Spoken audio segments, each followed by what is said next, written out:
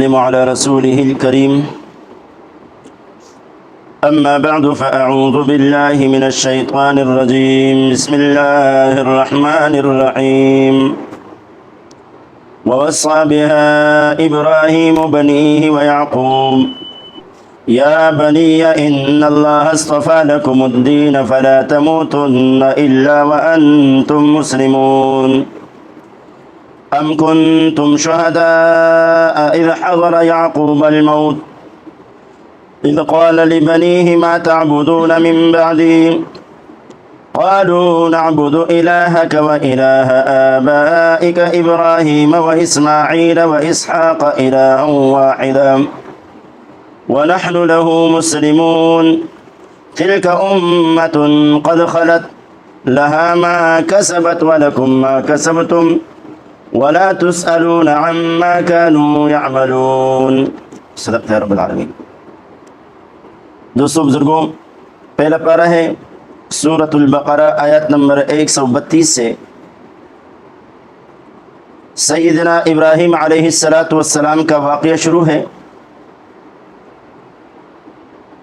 حضرت ابراہیم علیہ السلام کے کافی واقعہ آپ حضرات نے سن لیا، لیکن مکمل نہیں، کیونکہ بعض باتیں میں نے بوجہ تنگی وقت کے چھوڑ دیے ہیں۔ ان جو چھوڑے ہیں ان میں سے ایک یہ ہے کہ ابراہیم علیہ السلام نے جب بیت اللہ کو بنایا، پھر واپس ملک شام کی طرف تشریف لے گئے، اور حضرت سیدنا اسماعیل علیہ السلام بڑے ہو گئے، اور مکے میں سب سے پہلے کون سا قبیلہ آباد ہوا؟ جرہم قبیلہ۔ تو سیدنا ابراہیم علیہ السلام جب بڑے ہو گئے، اسی قبیلے میں شادی کی۔ ابراہیم علیہ السلام خبر لینے کے لیے آئے، اور اسماعیل علیہ السلام نہیں تھے۔ گھر والی سے پوچھا کہ اسماعیل علیہ السلام کہاں ہے؟ کہا کہ باہر گئے ہیں۔ گھر کے حالات کیسے ہیں؟ کہا کہ بہت سختی کے دن گزر رہے ہیں، معاشی تنگی بہت ہے اور پریشان ہے، کھانے پینے کی کوئی خاص بندوبست بھی نہیں ہے۔ اس طرح انہوں نے شکایتیں شروع کی۔ ابراہیم علیہ السلام نے فرمایا جب تیرے خاوند آ جائے ان کو میرا سلام کہنا، سلام کے بعد ان کو میرا یہ پیغام دینا کہ اپنے دروازے کی چوکاٹ کو بدل دو۔ اسماعیل علیہ السلام جب آئے تو بیوی نے کہا کہ ایسا بوڑھا شخص آیا تھا، آپ کو سلام کہہ رہا تھا، کہا کہ کوئی پیغام چھوڑ دیا ہے؟ کہاں کہ اپنے دروازے کی چوکاٹ کو بدل دو۔ کہا کہ وہ میرے والد تھے اور آپ کو چھوڑنے کے بارے میں کہا ہے، لہٰذا آپ مجھ سے علیحدہ ہو جاؤ، تجھے طلاق ہے۔ اس کو طلاق دے دی۔ پھر اسماعیل علیہ السلام نے دوسری شادی کی۔ دوسری شادی کرنے کے بعد پھر ابراہیم علیہ السلام تشریف لائے، اور پھر اسماعیل علیہ السلام نہیں تھے۔ بیوی سے پوچھا کہاں ہے تیرے خاوند؟ کہا کہ باہر تشریف لے گئے ہیں۔ حالات کیسے گزر رہی ہے؟ کہا الحمدللہ بہت صحیح ہے، ہم اللہ سے راضی ہے، اللہ ناراض نہ ہو جائے، بس اللہ نے جتنا ہمیں دیا ہے اس پر الحمدللہ ہماری شکر ہے۔ تو حالات کے بتانے کے بارے میں، تو گھر کے حال احوال بتانے میں صحیح حالات بتا دی، اور ان کو کہا کہ تیرے خاوند کو میرا سلام کہنا، بعد سلام ان کو کہو کہ آپ اپنے دروازے کی چوکاٹ کو قابو میں رکھو۔ تو اسماعیل علیہ السلام جب آئے، اس بیوی نے بھی کہا کہ ایسا بوڑھا شخص آیا تھا، آپ کا پوچھ رہا تھا، اور میں نے حال احوال بتا دیا، آپ کو سلام کہہ رہا تھا۔ یہ بخاری شریف کی حدیث ہے۔ اور پھر انہوں نے کہا کہ اپنا چوکاٹ کو سنبھال کے رکھنا، کہا کہ وہ میرے والد صاحب تھے اور آپ سے خوش ہے۔ تو پھر الحمدللہ خوشی کی زندگی گزر گئی۔ ابراہیم علیہ السلام جب آئے، اسماعیل السلام نہیں تھے، بیوی سے پوچھا کہاں ہے؟ اگر عالم الغیب ہوتے اللہ اکبر. تو ابراہیم علیہ السلام کے بیٹے ہوئے اسحاق علیہ السلام اور اسماعیل علیہ السلام. مدین اور مدائن، مدین اور مدائن یہ بھی حضرت ابراہیم علیہ السلام کے بیٹوں کے نام ہیں. اور پھر اس کے اسحاق علیہ السلام کا بیٹا ہوا ہے یعقوب علیہ السلام. پھر یعقوب علیہ السلام کی 12 بیٹے تھے. اللہ رب العزت سے بیٹا مانگا کہ اللہ مجھے بیٹا عطا کرو. اللہ رب العزت نے فرشتوں کو بھیجا اور بیٹے کی خوشخبری دی کہ اے میرے بیٹا میں تجھے خوشخبری دیتا ہوں بیٹے کی اور 7 پوتے کی بھی. پوتے کے بھی یعنی آپ کی زندگی میں آپ بیٹا ہوگا، بیٹے کے آپ کی زندگی میں آپ کا پوتا بھی ہوگا. وَمِن وَرَاءِ اسحاق یعقوب، اسحاق کے بعد یعقوب ہوگا. اور اللہ رب العزت فرماتے ہیں وَوَصَّى بِهَا إِبْرَاهِيمُ بَنِيهِ وَيَعْقُوب، تاکیدی حکم کیا، وصیت کی ابراہیم علیہ السلام نے بہا اس ملت کے بارے میں یا اس کلمہ توحید کے بارے میں. کس کو؟ بنی ہی، اپنے اولاد کو، اپنے اولاد کو کلمہ توحید کے بارے میں وصیت کی. ویعقوب، اور یعقوب علیہ السلام نے بھی اپنے بیٹوں کو وصیت کی. وصیت کیا کی ابراہیم علیہ السلام نے بھی کی اور یعقوب علیہ السلام نے بھی کی. تو یعقوب علیہ السلام ابراہیم علیہ السلام کا کیا لگتا ہے؟ ویعقوب کیا وصیت کی؟ یا بنی، او میرے بیٹوں، ان اللہ اصطفیٰ لکم الدین، بے شک اللہ نے چن لیا ہے تمہارے لیے دین کو.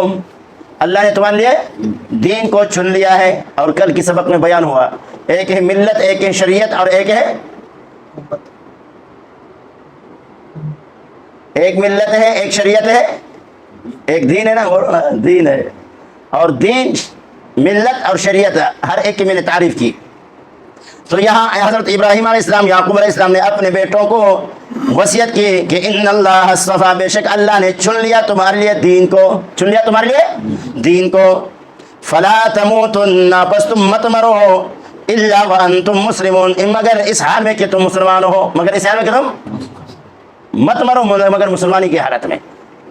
تو کیا موت اپنے اختیار میں ہے؟ کیا مطلب ہے کہ تم مسلمان ہو کر کے مرو؟ سمجھ گئے؟ تو اس سے یہ ہے کیا، مثال کے طور پر آج کل کی اصطلاح کے مطابق کہ 24 گھنٹے میں اللہ کی نافرمانی نہ کرو. 24 گھنٹے کی جو زندگی ہے، یہ 24 گھنٹے کی زندگی میں اللہ کی نافرمانی نہ کرو. تو اللہ کی تابعداری میں 24 گھنٹے رہو، اور ایسے تابعداری میں جب تم رہو گے تو ان 24 گھنٹے میں موت یقینی ہے. روزانہ ہر دن میں ایک دن تمہیں مرنا ہے. تو یہ 24 گھنٹے میں جب ہر وقت تم اللہ کی تابعداری میں لگے ہوئے ہوں گے تو تمہیں اسلام کی حالت میں موت آئے گی، اسلام کی حالت میں موت آئے گی.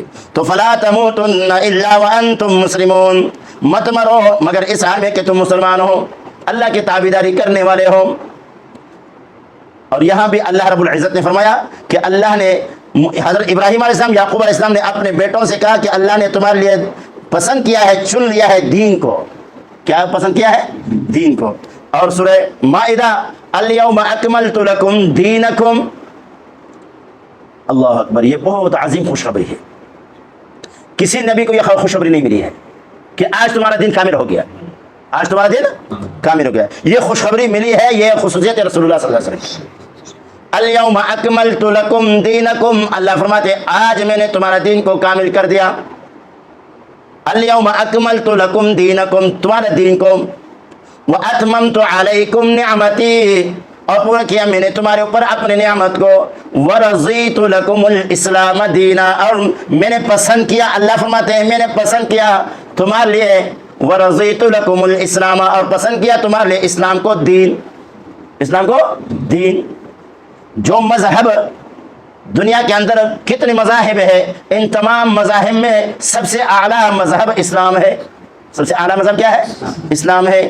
وَمَن يَبْتَغِ غَيْرَ الْإِسْلَامِ دِينًا فَلَن يُقْبَلَ مِنْهُ، جو شخص تلاش کرے گا اسلام کے علاوہ کوئی اور راستہ اللہ کو راضی کرنے کے لیے، فَلَن يُقْبَلَ مِنْهُ، اس سے قبول نہیں کیا جائے گا، اللہ اس سے راضی نہیں ہوگا. اور اللہ راضی ہوگا جب اسلام اختیار کرے گا. اور اسلام کیا ہے؟ محمد رسول اللہ کی صحیح تابعداری ہے، رسول کریم صلی اللہ علیہ وسلم کی صحیح تابعداری. فلا تموتن الا وانتم مسلمون. اچھا، یہودی کیا کہتے تھے؟ محمد رسول اللہ صلی اللہ علیہ وسلم سے کہتے تھے کہ ہم پیغمبر زادے ہیں، کیا ہم پیغمبر زادے ہیں، جس کہتے پیر زادہ ہے، یہ فلانا پیر زادہ ہے، مرشد کا بیٹا ہے، مرشد کا بیٹا ہے، پیر کا بیٹا ہے. تو یہودی کیا کہتے تھے؟ ہم پیغمبر زادے ہیں، ہم پیغمبروں کی اولاد ہے. اور یہ بات ان کی درست ہے، پیغمبروں کی اولاد ہے. لیکن یہ حضرت نوح علیہ السلام کا بھی بیٹا ہے نا، کنعان نوح علیہ السلام کا بیٹا ہے، لیکن ہے کافر. تو انہوں نے کہا ہم پیغمبر زادے ہیں، ہمیں برا بھلا کیوں کہتے ہو کہ آپ غلط مذہب پر ہو. تو اللہ رب اور حضرت یعقوب علیہ السلام نے بھی اس پر ہمیں وصیت کی ہے، یہی یہودیت پر ہمیں وصیت کی ہے یعقوب علیہ السلام نے. کون کہتے تھے؟ یہودی کہتے تھے. اللہ رب العزت نے فرمایا ام کنتم شہداء، جھوٹ کیوں بولتے ہو؟ ام کنتم شہداء، کیا تم موجود تھے؟ اذ حضر یعقوب الموت، جبکہ علامات حاضر ہو گئے یعقوب علیہ السلام کے اوپر موت کی. یعقوب علیہ السلام کے اوپر اثرات موت ظاہر ہو گئے، موت کے اعلیٰ حالت قریب ہو گئی.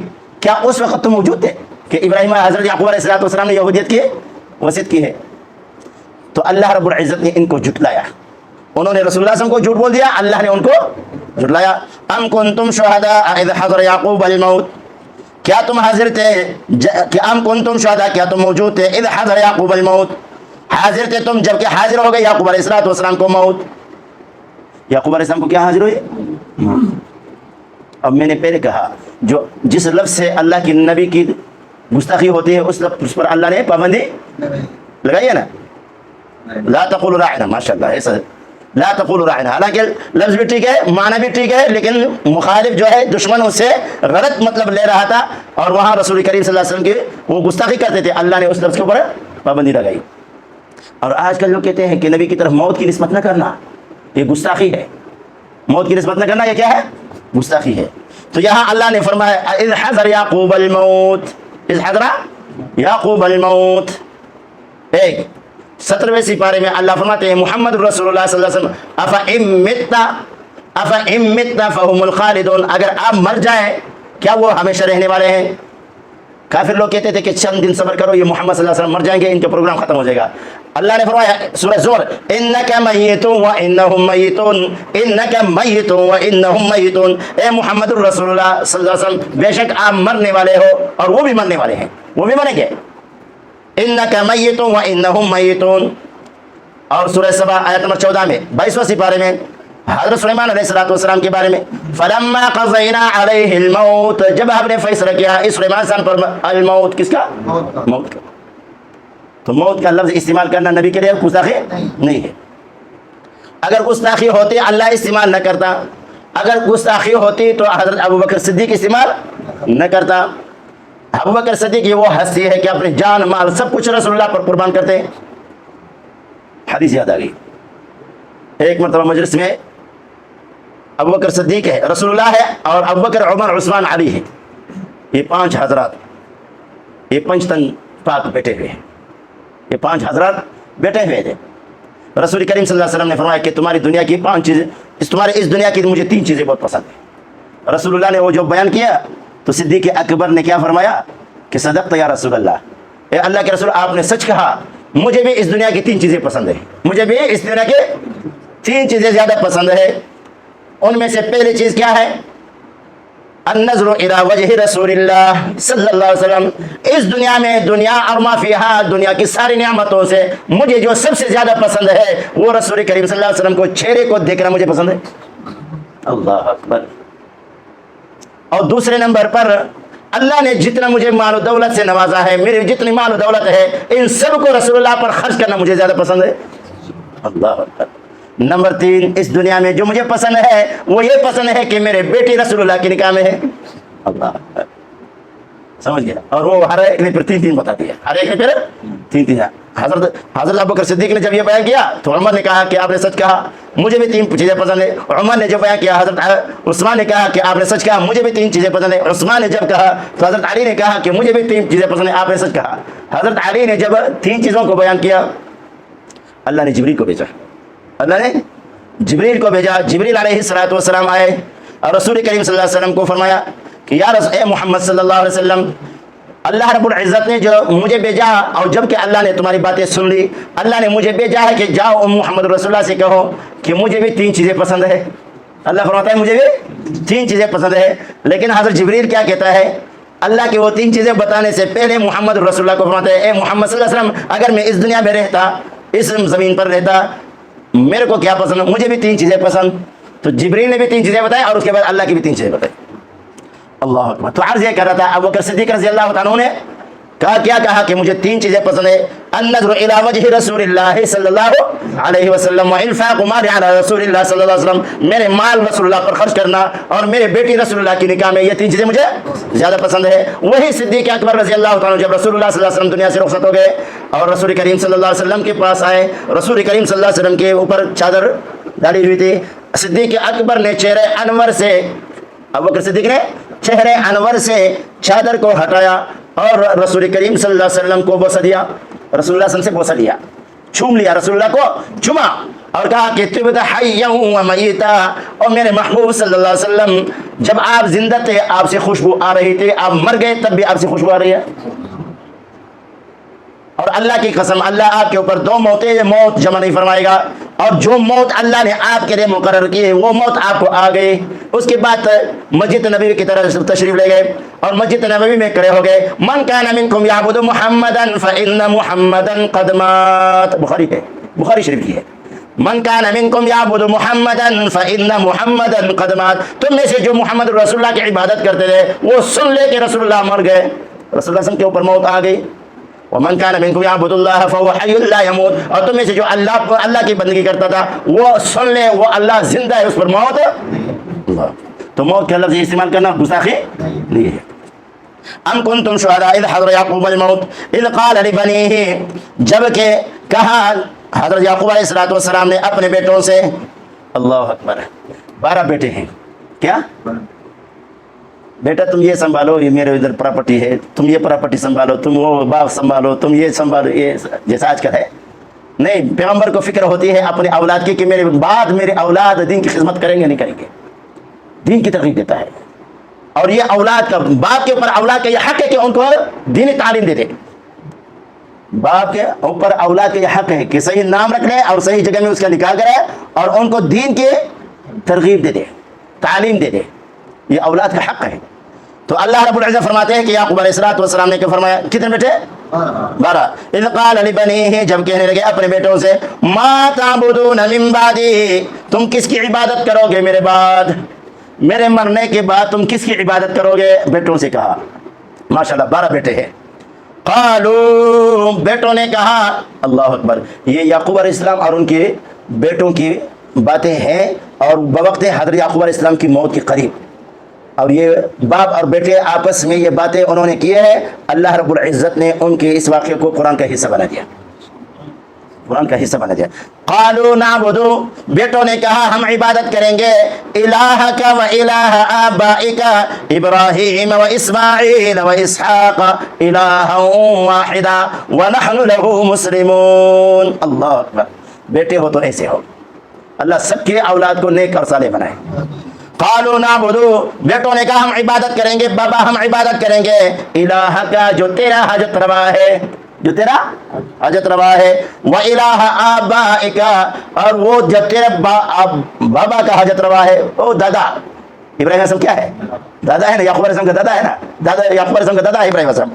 و اسماعیل, اور اسماعیل علیہ السلام کا الہ ہے, و اسحاق, اور اسحاق علیہ السلام کا الہ ہے. اے بابا ہم عبادت کریں گے تیرے الہ کا, تیرے دادا کے الہ کا, اور تیرے چچا کا الہ کا, اور تیرے باپ کا الہ کا, اسحاق علیہ السلام باپ ہے نا. نعبد الہک و الہ آبائک ابراہیم و اسماعیل و اسحاق, جب ہم آپ کی معبود کی عبادت کریں گے اور آپ کی بابا کی دادا کی عبادت, الہ کی عبادت کریں گے, اور اسماعیل اور اسحاق کے معبود کی عبادت کریں گے, تو ایسا نہ ہو کسی کو مغالطہ پڑ جائے کہ معبود تو بہت ہے. آخر میں کہا الہ واحدہ, الہ سب کا ایک ہے, الہ سب کا ایک ہے. جو ابراہیم علیہ السلام کا الہ ہے وہی اسماعیل علیہ السلام کا الہ ہے, وہی اسحاق علیہ السلام کا الہ ہے, وہی یعقوب علیہ السلام کا الہ ہے. سب کا الہ ایک ہے. اور سورہ بقرہ میں یہی اللہ نے فرمایا وَإِلَٰهُكُمْ إِلَٰهٌ وَاحِدٌ لَا إِلَٰهَ إِلَّا هُوَ, حاجت روا تمہارا حاجت روا ایک ہے, حاجت روا تمہارا ایک ہے. وَإِلَٰهُكُمْ إِلَٰهٌ وَاحِدٌ, الہ الہ الہ کسے کہتے ہیں؟ آج کل لوگ کیا کہتے ہیں؟ مولوی مانا کرتے ہیں نہیں ہے کوئی معبود برحق مگر ایک اللہ. کیا عوام سمجھتے نہیں؟ پھر کلمہ پڑھتے ہیں نہیں معبود برحق مگر ایک اللہ، پھر کہتے ہیں یا رسول اللہ مدد، یا علی مدد، یا رسول یا غوث اعظم دستگیر مدد. وہ جو اقرار کیا ہے، کیونکہ اب معنی کیا ہے، کلمے کا معنی کیا ہے؟ نہیں ہے معبود، نہیں ہے. الہ کا معنی کیا ہے؟ معبود. الہ کا معنی کیا ہے؟ تو الہ بھی عربی ہے، معبود بھی عربی ہے. الہ بھی عربی، معبود بھی. عوام معبود کیا سمجھتے ہیں؟ اور مگر فارسی ہے، نہیں ہے معبود برحق، برحق فارسی، مگر ایک اللہ، مگر ایک اللہ. ایک اردو ہے، اللہ پھر عربی. سمجھ گیا؟ یہ ہے کلمے کا معنی. اور اس کو میں نے تفصیل کے ساتھ جمعے کو بیان کیا، یاد ہے نا؟ ابھی نہیں گزرا گیا، جمعے کو میں نے کیا کہ الہ کس سے کہتے ہیں، معبود کس سے کہتے ہیں، عبادت کس سے کہتے ہیں، اور عبادت بنی ہے کتنی چیزوں سے، عبادت مجموعہ ہے کتنے چیزوں کا. ماشاء اللہ، بس شکریہ. اللہ اکبر. قالوا نعبد الہک و الہ آبائک ابراہیم و اسماعیل و اسحاق الہ واحدا، سب کا الہ ایک ہے. ونحن له مسلمون، ونحن له مسلمون. او بابا، ونحن ہم جو ہے لہو اس اللہ کے، اس الہ کے، مسلمون تابعداری کرنے والے ہیں. ہم اسی ایک الہ کے جو تم سب کا الہ ہے، ہم بھی اسی کی تابعداری ہیں، ہم بھی اسی کے تابعدار ہیں. اللہ نے فرمایا تلک امتن. پھر انہوں نے کہا چلو، یہودیوں نے پھر کہا کہ چلو اگر ہم کوتا عمل میں کوتا ہے، ہمارا مذہب ٹھیک نہیں ہے، ہمارا طریقہ ٹھیک نہیں ہے، غلط ہم غلط کام کرنے والے ہیں، تو ہمارے باپ دادے جو ہے یہ پیغمبر ہیں، ہم پھر زادے ہیں پیروں کے، پیغمبروں کی اولاد میں سے ہیں، لہٰذا وہ ہمیں چھڑائیں گے، وہ ہمیں چھڑائیں گے. ان کی جواب میں تلک امتن قد خلت، اللہ فرماتے ہیں یہ ایک جماعت ہے جو گزر چکی ہے، لہا اس جماعت کے لیے ما کسبت، وہ ہے جو انہوں نے کیا ہے، ولکم ما کسبتم، تمہارے لیے وہی ہوگا جو تم نے کمایا، جو تم نے کمایا. ولا تسألون، نہیں سوال کیا جائے گا تم سے، عما کانوا یعملون، ان اعمال کے بارے میں جو وہ کرتے تھے. حدیث پاک کے اندر آتا ہے رسول کریم صلی اللہ علیہ وسلم نے فرمایا یا عبد مناف، او عبد مناف، او بنی ہاشم، او میری پھوپھی صفیہ، او میری بیٹی فاطمہ، اپنے عمل کو درست کر، اپنے عمل کو درست کر. اگر تمہارا عقیدہ اور عمل ٹھیک نہ ہو تو قیامت کے میدان میں اللہ کے نبی تمہیں بچا نہیں سکوں گا. رسول کریم صلی اللہ علیہ وسلم نے اپنے خاندان سے فرمایا، اپنی پھوپھی سے فرمایا، اپنی لخت جگر بھی فاطمہ الزہرا حسنین کی ماں سے فرمایا. اور رسول کریم صلی اللہ علیہ وسلم نے فرمایا من بطأ عملہ لم یسرع نسبہ، جس کو اس کے عمل نے پیچھے کر دیا، جس شخص کو اس کے عمل نے پیچھے کر دیا، یعنی عمل بدعملی کی وجہ سے وہ دین محمدی سے پیچھے ہو گیا، لم یسرع بہ نسبہ، اس کا نسب چاہے جتنا بھی اعلیٰ ہو، وہ اس کا نسب اس کو آگے نہیں کر سکتا ہے. سمجھئے؟ تو سب سے اعلیٰ نسب کس کا ہے؟ محمد الرسول اللہ صلی اللہ علیہ وسلم کا نسب اعلیٰ ہے. لیکن اس محمد الرسول اللہ کی نسب کی وجہ سے ابو طالب کو نجات نہیں ملے گی. اگرچہ زندگی میں وفا اس ایک رسول اللہ کا ساتھ بھی دیا ہے، محبت بھی کی ہے، خدمت بھی کی ہے، لیکن ایمان نہیں لایا، ایمان نہیں لایا. اور نسب میں کتنا چچا اور بھتیجا ہے. اور اسی طرح ابو لہب وہ تو خبیث دشمن تھا. تو اس لیے یہ رسول اللہ کا فرمان ہے من بطأ عملہ لم یسرع بہ نسبہ، جس کو جو اس کے عمل نے پیچھے کر دیا اور اس کی نسب اس کو آگے نہیں کر سکتے ہیں. تو دوستو بزرگوں، اس سبق سے ہمیں کیا سبق ملتا ہے؟ یہی سبق ملتا ہے کہ قرآن اور حدیث، اللہ کے احکامات کو بجا لانا اور پیارے محمد الرسول اللہ صلی اللہ علیہ وسلم کی نورانی طریقوں پہ عمل کرنا، اسی میں کامیابی ہے. دونوں جانوں کی کامیابی اسی میں ہے. اللہ رب العزت ہم سب کو عمل کرنے کی توفیق عطا فرمائے. وآخر دعوانا ان الحمد للہ رب العالمین.